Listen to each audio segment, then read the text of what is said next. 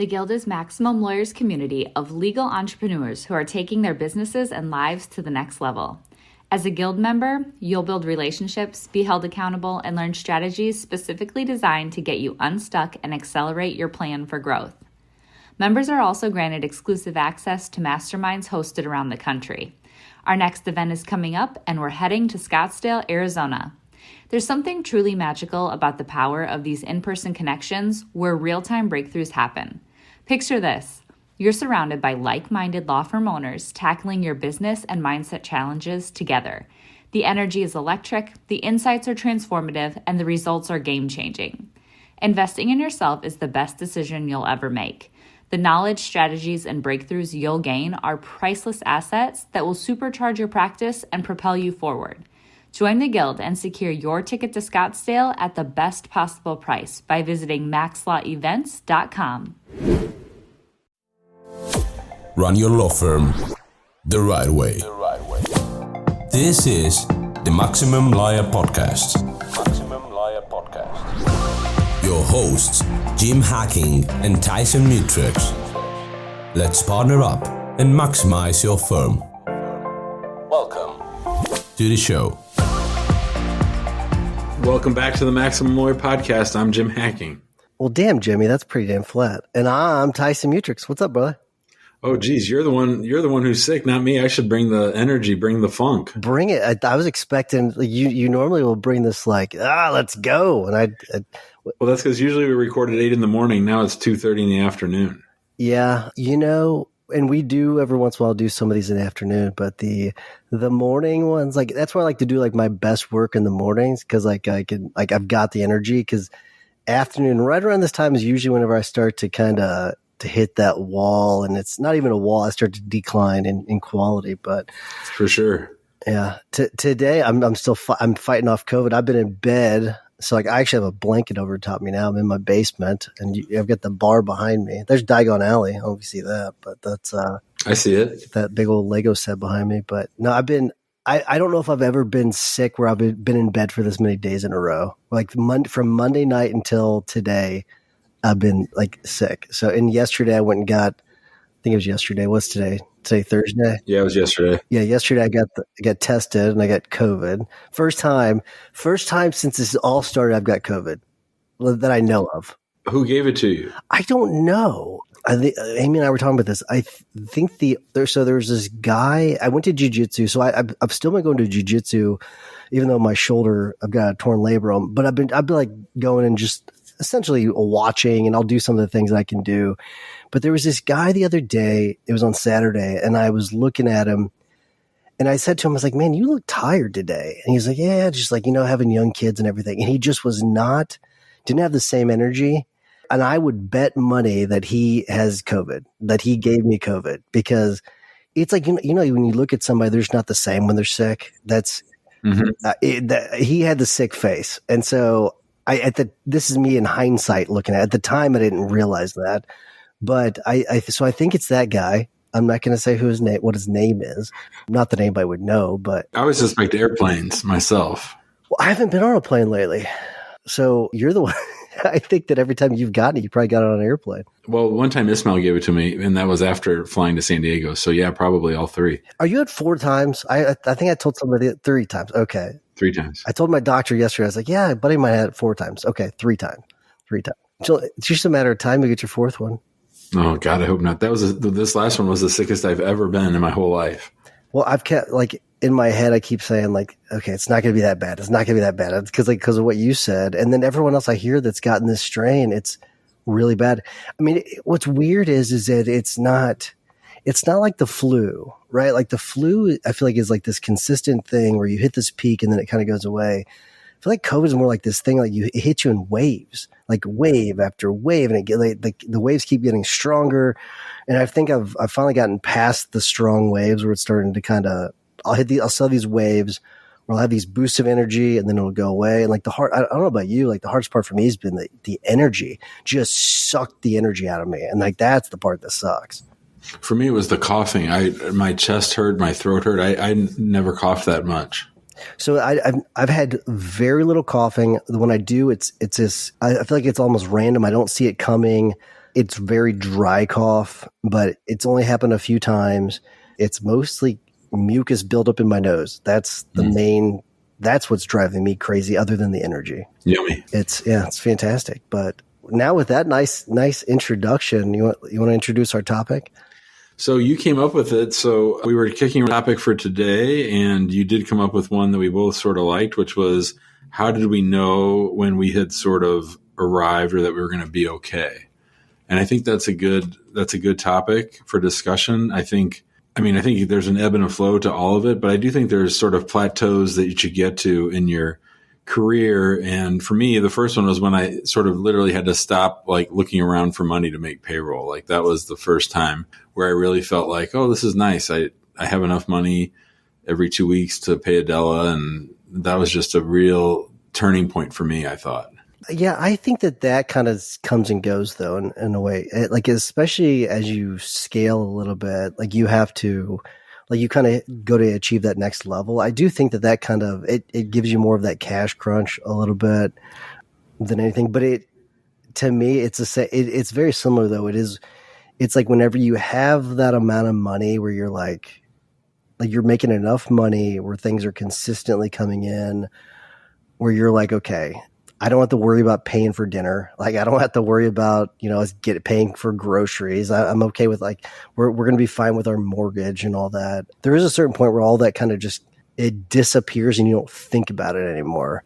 Kind of the reason why I wanted to talk about this too is because a lot of people, right when they're about to make it, they give up. Like they say, okay, I can't do this anymore. But if you stick it out, a lot of this is it's just a matter of sticking it out. And as long as you can stick it out for long enough, you can take the heat, take the pressure, it'll turn into something good that you're going to make a really good living off of, or at least a decent living. You're going to have, freedom, but it's going to be a different type of freedom than working for someone. But a lot of it has to do with, I think it has to do with making money. What's really funny is I'm always talking about processes and systems, and you're always talking about getting cases in, but from the beginning, the thing that I cared about the most was getting clients. And whenever I would go speak to classes, I would ask them what's the most important thing about practicing law? And I would get all these answers, and none of them was getting clients. Not one of it. Not one of them would say, and I don't think ever in the history of me asking that question has a student said getting clients.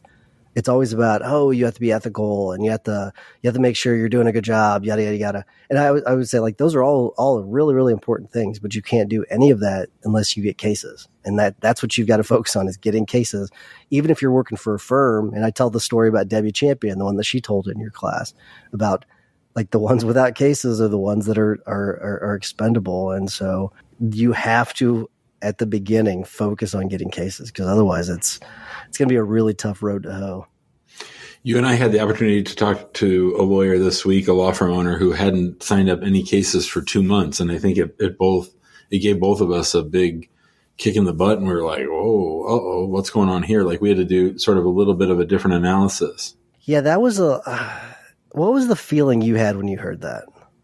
Well, the person didn't seem too overly worried about it. I had the sense that they had some kind of other cushion, that maybe it's cash in the bank from being out in private practice, for a big firm for a long time. Maybe they had a partner that sort of helps them through month to month. But, for you and I, when we were the primary breadwinners, that would not have flown, right? That just wouldn't do it. I think that it would have scared the crap out of me. I mean, I had a feeling of almost despair when I heard it. That would worry me. If that happened to me or you right now, especially when we have so many employees, that'd be really bad. But even back then, I don't know if I ever went 2 months without having a client. I mean, that would have terrified me. I remember going a few weeks without getting a client and thinking, oh man, like, what am I going to do? What's going to happen if this stays the way it is? And the thing that you said, maybe you're right. I mean, maybe they do have a partner, and we didn't dig into that. Maybe we should have in hindsight. Their hair wasn't on fire. Yeah, I feel like maybe it should have been. Don't you? Yeah. And actually, I was talking to my son Ismail today, and he said he's sort of at a plateau, and he sort of feels like things are cooking, and he sort of wanted to do next. What to do next? And I said, go get more clients. Go get more clients. That's what I said. That solves a lot of problems. It can bring its own problems, but I wanted to say something too, that you often come back to, and Gary Vee often comes back to, when it comes to those plateaus or those times where you feel like you've sort of arrived. And that is, a lot of it can depend on how much cash you're pulling out of the business. So I think we become so intertwined with our firms, and they become so much of our personality. And obviously they take up all of our working day and a lot of our energy and time, that we think that we can just pull out cash like an ATM, and we don't really. I think sometimes lawyers don't even have an accurate evaluation of whether their firm is working or not, profitable or not, because they're taking so much money out of it. And if they left it invested in there, like Jeff Bezos did with Amazon for decades or years and years, where, if you have to evaluate the firm on its own 2 feet, or if somebody else were evaluating it and just treated you as a salaried employee with X amount of expense, I think that that's one thing that really sort of gets in the way of people feeling like they are safe or arrived, because they haven't been very disciplined in how they keep boundaries between themselves and that money sitting in the operating account. I don't know if you've ever thought about this, but if you look at some of our peers, like if you and I wanted to, like we could really go bare bones with our operations. You're always proposing this. No, I'm not proposing it. I'm saying we could, if we wanted to, we could go really bare bones with our operations, and we could make, like, from a personal standpoint, we could make a lot of money, and we could, look like ballers and have these. We could probably pay for Ferraris and all that, like that cool stuff, right? But we've instead chosen to take a different route and make some sacrifices and not take the money out and keep it in and continue to build this thing, because we have this bigger vision for it. And so there is a point where you have to make that decision. Okay, is that what you want? Do you want to build something bigger with a bigger vision, or are you comfortable with just kind of staying the way you are and just sucking that money out of the business? And there's neither way is the right way, but just know that if you were going to do it the way where you're going to suck the money out of it and just take that money for you personally, you're not going to be able to grow it. I mean, you're not going to be able to grow it the way you want to. You're going to have a really cool, awesome personal life, but I also think you can have an amazing life outside of the firm by paying yourself a good salary, taking good draws from the firm that are based on schedules and percentages and all that. But you could have both, and that you don't have to just take all that money out and use it on yourself personally, because I don't think you're going to be, at the end, you'll be as fulfilled, right? And that's just my personal opinion, but I mean, I guess maybe some people are happier with the other way, but you and I think, just chosen a different route. Well, if you are, I mean, it's sort of simple math. If you're pulling too much money out too often, that's going to hinder your ability to hire people to help you do the work. So therefore, you're going to be doing all the work, and you're really just a hamster on a wheel. You have a job, but you're your own boss, right? So, but you still have a job. If you delay that gratification and keep that money around and don't take it out and use it to pay salaries of other people in whatever areas of the firm that you want or need them to be, you can really get to a point where you have lots of people doing lots of the work, so that you can do what you want to do, and you can take long vacations and you can be away from the office. But as long as you're not progressing in hiring and growing, then you're just going to be stuck in that same wheel that you've been in for ever since you opened the firm. Yeah. So I read this, I think it's a post from Hermosi this week, and it was the difference between getting from 1 million to 10 million. Okay. So it was getting from 0 to 1 million was essentially having something that's like a fourth of the way built, right? So you're like, you kind of have it working, right? And then getting from 1 million to 10 million is having this thing that's half built. And then getting from 10 million to 100 million is having this things like that's like 3/4 of the way built. And I thought that was an interesting way of looking at it, because it is kind of true. Like whenever you do get to that million point, it's like, okay, I kind of have this thing that works. I'm making this money. Yeah, but you have all these other areas that need work. And then when you grow from there, like you're constantly, it's like whack-a-mole sometimes, but then sometimes you get these areas that are, okay, they're running very, very, very well. And then you move on to this next thing. But like I think it's a really interesting concept. Like we're like, and I think it's also a concept that if you, with the topic that we're talking about, like, when did we know we were going to be okay? Like if you got things like a fourth of the way figured out and you're to seven figures, okay. You're okay. And actually okay is not even saying seven figures, but like okay is like you're making enough money to pay all your bills and you can make payroll and all that kind of stuff. But like, what do you think about that idea though of something quarter built, half built, three quarters built? I think anytime you can get it to objective standards versus your gut, it's better. Like right now I have a great aunt who's sick and she's going to get sicker. And so to try to take the emotion out of it, I said, we don't know what's going to happen over the next 2-3 years. Let's try to put in benchmarks so that when something happens, we know what to do. So sort of like that, in case of fire, break glass. Like if you know that, or if you give yourself these benchmarks to hit, that's when you maybe get the reward. I mean, that's going to make you work harder too.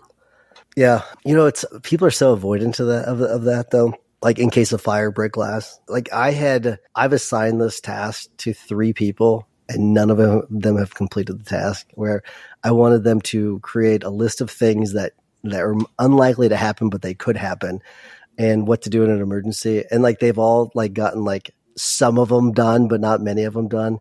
I think people are so averse to actually thinking about that one, I think it's because they don't think it's going to happen, but I think part of it is that they don't want to think about it.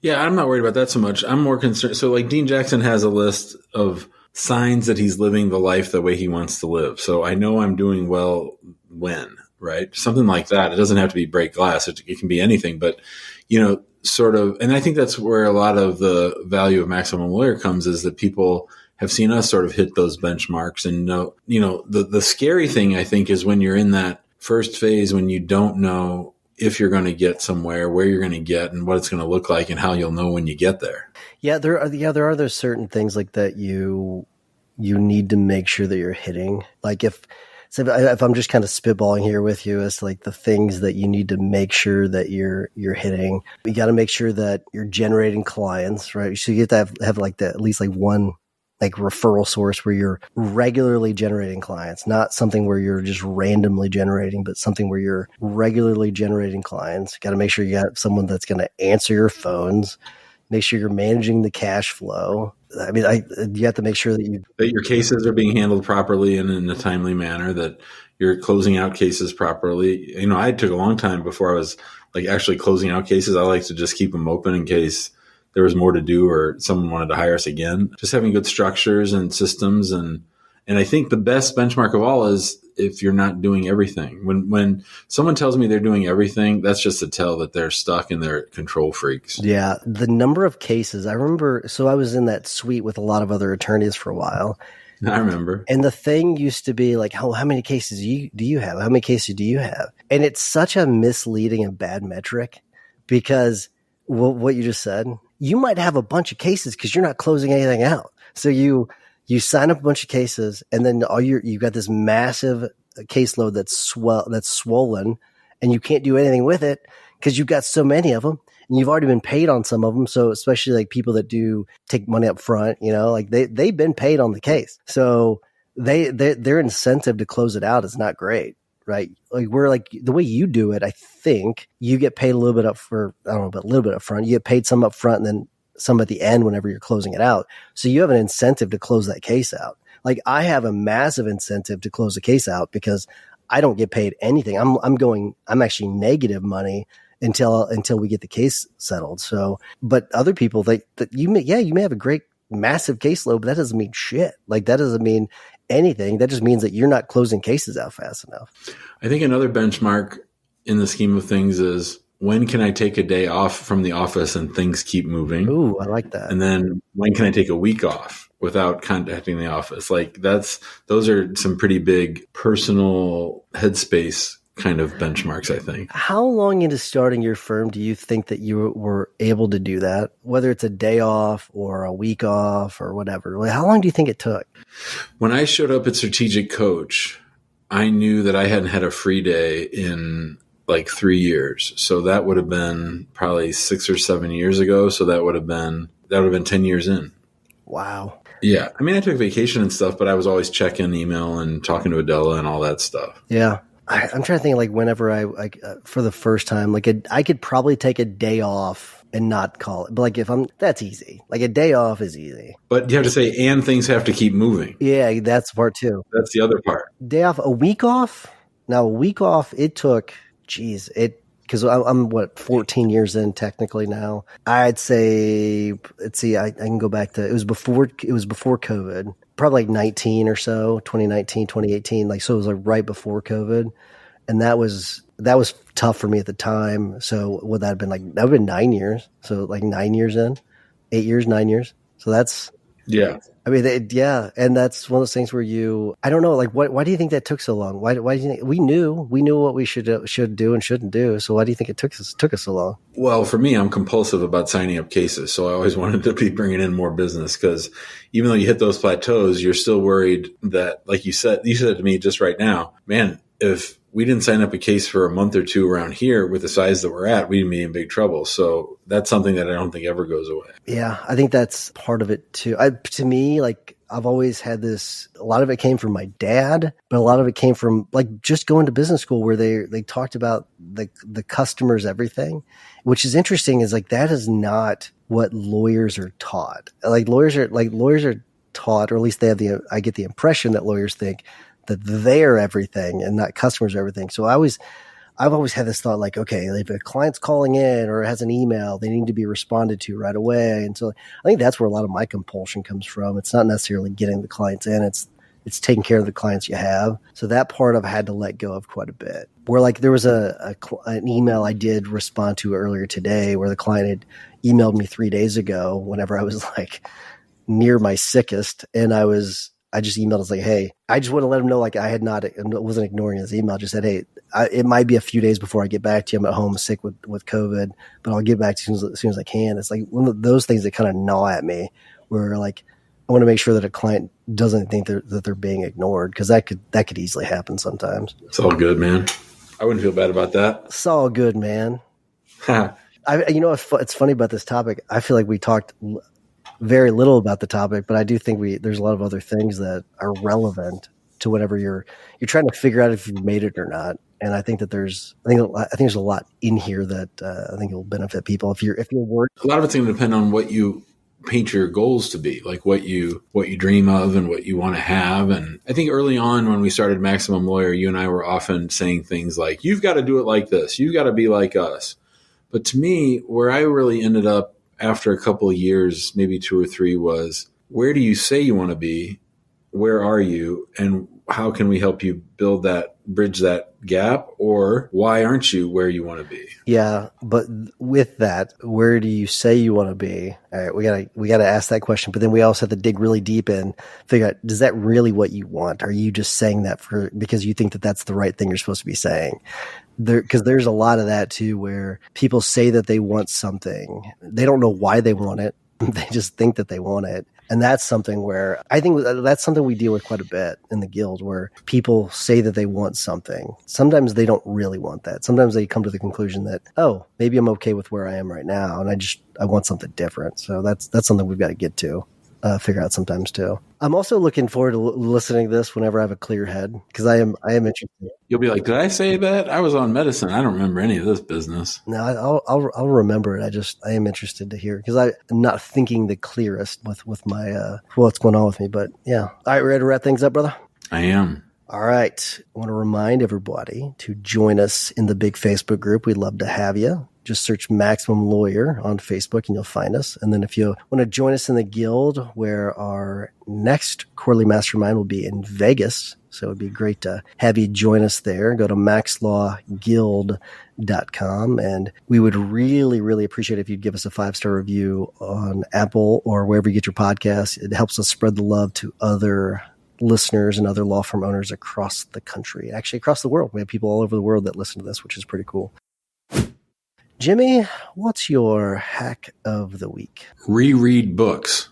you probably don't need more books. You probably just need to reread the good ones that you have. So somebody asked on Twitter, like the other day, I was really excited about this. What are the books that you read more than once or that you read regularly? So I try to read Atomic Habits and Limitless, and maybe Traction, but definitely Limitless by Jim Quick and Atomic Habits by James Clear. And so I tweeted those out, and Jim Quick had a real nice reply. So that made my day that he took the time to reply. I think both of them are really good about just getting your mind right. And like if I'm in a slump or feeling down, those are both really good ways to get really small, incremental, practical ways to sort of turn things around. I had put down Gary Vaynerchuk's book, Day Trading Attention, but I just got to the last section, section 4, where he goes over all the platforms again, like he did in Jab, Right Hook. So I feel like I'm sort of reading a book again, but it's all updated. So anytime you can check in with the things that have helped you be successful, I think you'll get to a deeper understanding of concepts than you do just by bouncing to the next book. Yeah, there's a few that I've reread, and like I'm